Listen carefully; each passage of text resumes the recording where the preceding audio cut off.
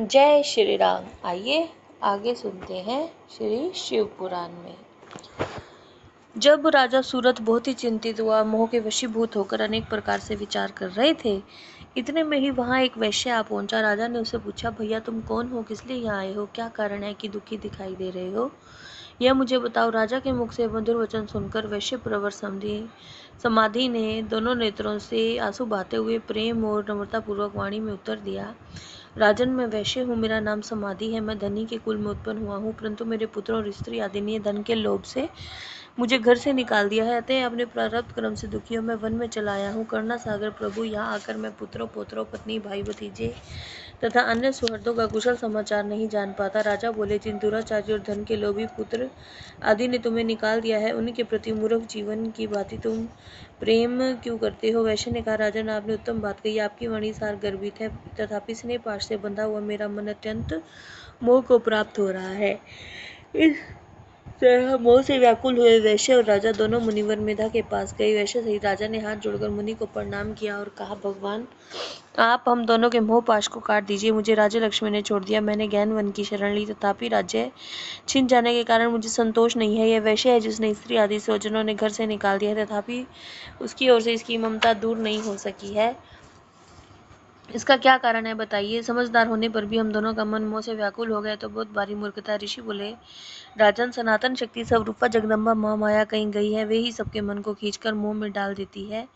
प्रभु उनकी माया से मोहित होने के कारण ब्रह्मा आदि समस्त देवता भी परम तत्व को नहीं जान पाते। फिर मनुष्य की तो बात ही क्या है, वे परमेश्वरी ही रज सत्व और तम इन तीनों गुणों का आश्रय ले समय अनुसार संपूर्ण विश्व की सृष्टि पालन और संहार करती है। जिनके ऊपर वे इच्छा अनुसार रूप धारण करने वाली वरदायिनी जगदम्बा प्रसन्न होती है, वही मोह के घेरे को लांघ पाता है। राजा ने पूछा, मुने जो सबको मोहित करती है, वे देवी माँ माया कौन है और किस प्रकार उनका प्रादुर्भाव हुआ है, कृपा करके मुझे बताइए। ऋषि बोले, जब सारा जगत एकार्णव के जल में निमग्न था, योगेश्वर भगवान केशव शेष की शैया बिछाकर योग निद्रा का आश्रय शयन कर रहे थे।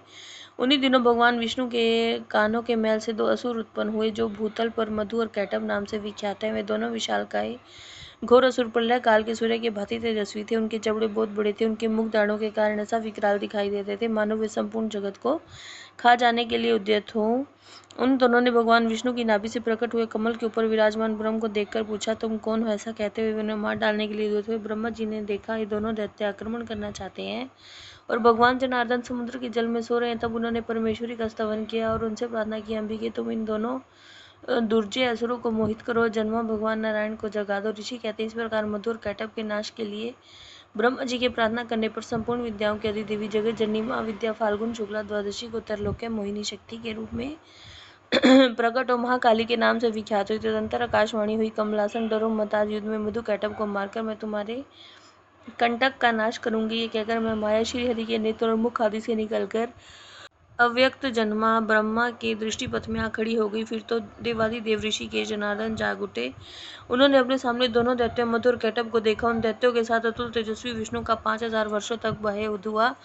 तब माँ माया के प्रभाव से मोहित हुए उन श्रेष्ठ दानवों ने लक्ष्मीपति से कहा कि तुम हमसे मनोवांछित वर ग्रहण करो।